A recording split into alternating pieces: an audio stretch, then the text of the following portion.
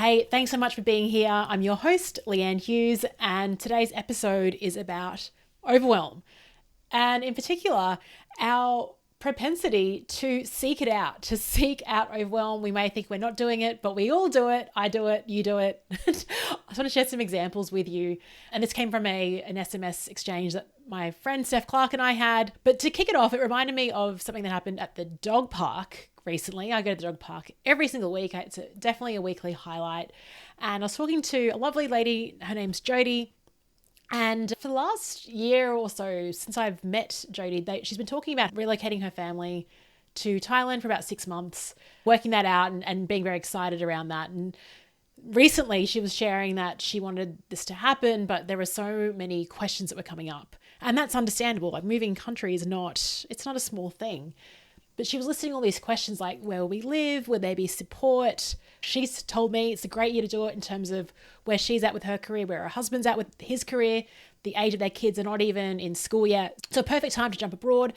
They do have support for their dogs while they're away. So they've definitely anticipated a lot of these questions, but she was just asking all these other questions like, where will we live? And how will we find a place? And I was like, I was getting overwhelmed just listening to her internal thought process. And I'm like, slow down. And okay, probably shouldn't be dishing out advice at a dog park, but I was like, maybe just make a decision on, do you want to do this, yes or no? And then you can figure out what is the next question and then tackle that. And I feel like, make the decision first. Like, hey, do you want to relocate? All right, then you go, do we want to go to Thailand? Perfect. What part of Thailand do we want to go to? And just knock them off your project plan, have your little Gantt chart but I think it all has to stem from, do we want to do this? Yes or no? And I don't know if that question's been answered yet. A lot of the time we want to do things, but we become so obsessed with all the detail around it. And we don't actually ask ourselves, like, do we want this or not? And if you do want it, then yeah, there's going to be some work in making it happen. That's completely normal. So when you make a decision, then you might move into that ladder of learning of, okay, now I'm consciously incompetent. Now I know what I need to know.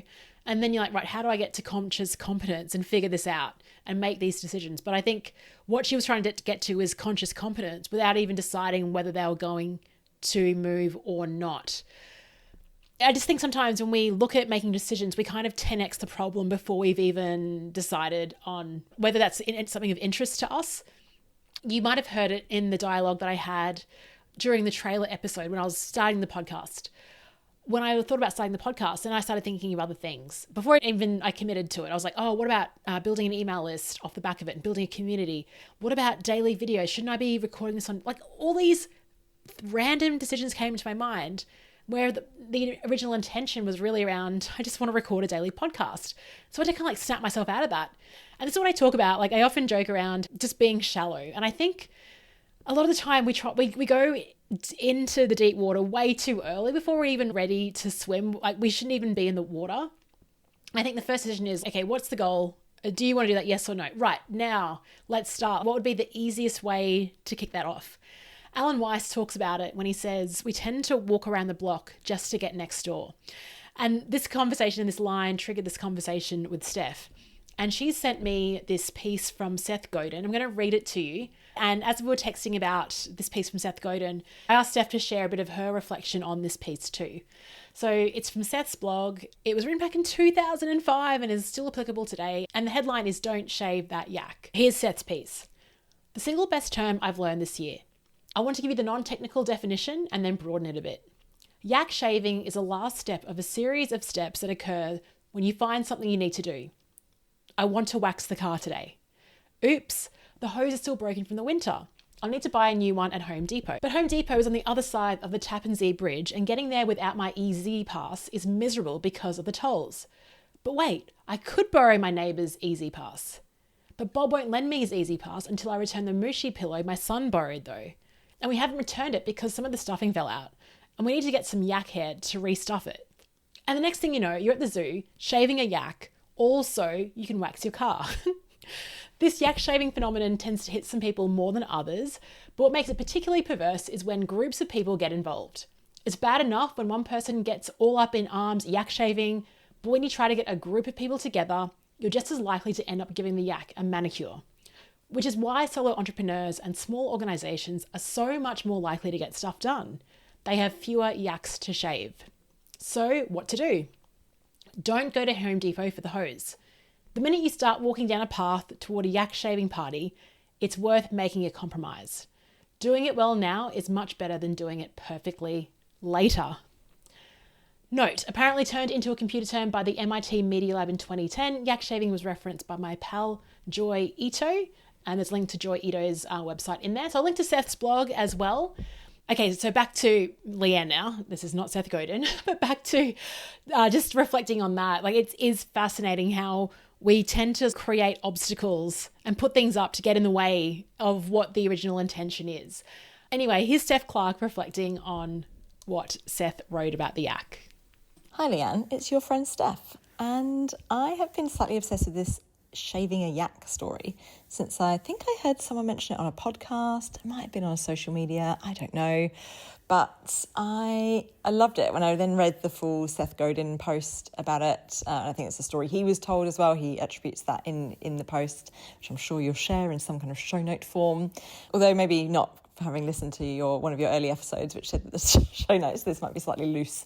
Anyway, when I read about it on Seth's blog post, I think it was from like 2005 or something. It's quite old, this particular post. But anyway, it talks about the shaving a yak story, and I just thought about how often we all fall into that trap of kind of, whether it's procrastination, whether it's like just putting off a decision that we need to make, or just generally just making life hard for ourselves. And I think there's definitely some people who that tends to be their MO, tends to be making their lives slightly harder for themselves than it needs to be.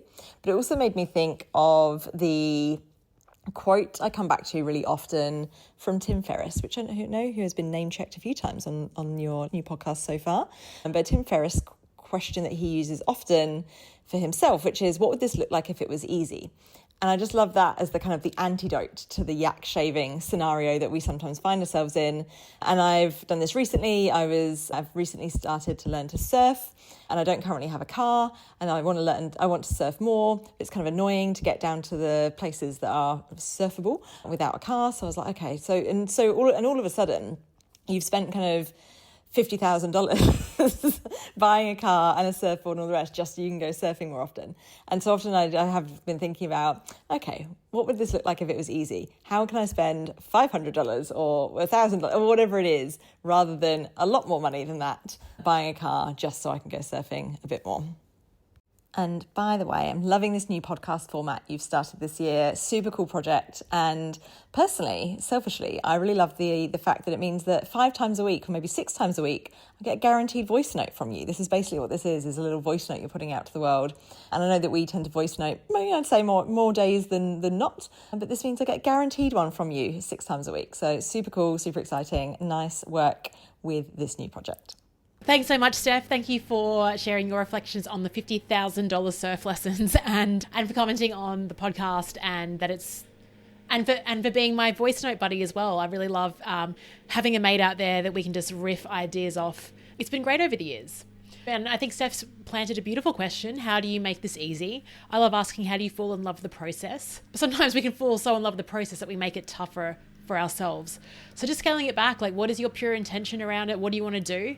How can you just jump next door and do it, rather than having to go around the block via a Home Depot and via shaving a yak as well? Thanks for listening. I'll speak to you tomorrow.